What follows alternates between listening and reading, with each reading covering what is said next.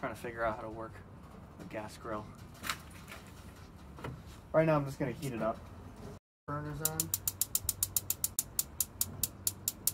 There we go. So today, we're making baby back ribs, and we're gonna do them on the gas grill. So the spices that I've used: smoked paprika, cumin, garlic, salt, pepper, red cayenne, oregano, and brown sugar. Alright, so we're ready to go. I'm going to put this on the grill on indirect heat, but I still have one burner on just to keep the grill up to about 300 degrees. That sounds about right. Cause haha. Shit.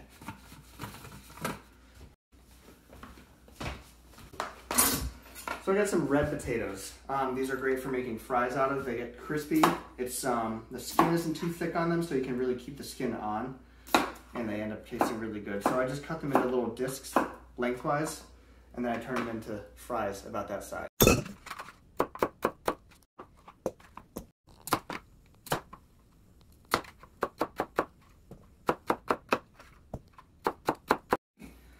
So these are going to be pretty basic, just some salt, pepper, and garlic, just so they don't steal too much of the flavor away from the ribs and whatever else I end up throwing in. Probably Brussels sprouts or something. Who knows? I'm not trying to decide right now. I'm not trying to plan ahead too much. Brussels sprouts before I saute them. It just makes them easier to cook, and I don't mind using frozen Brussels sprouts because they kind of suck, and it doesn't matter if they taste like shit because they're Brussels sprouts. So I'm just checking on these fries.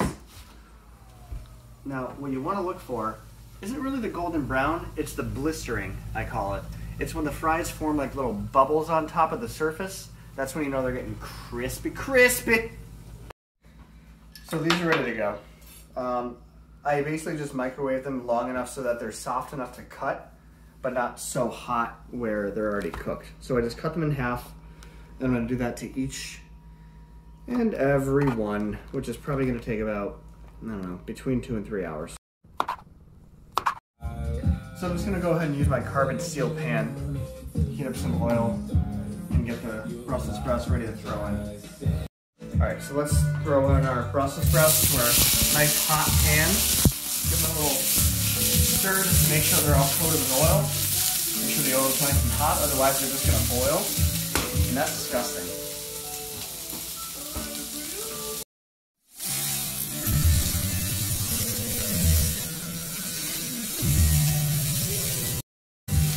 Now that these are getting a little dark, I'm just going to throw some seasoning on them.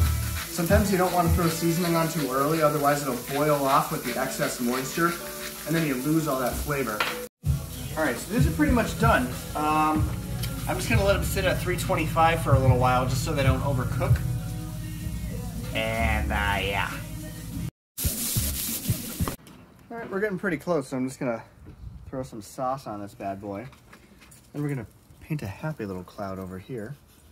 So I used GU Smokehouse sugar-free barbecue sauce because we don't need to put sugar into barbecue sauce.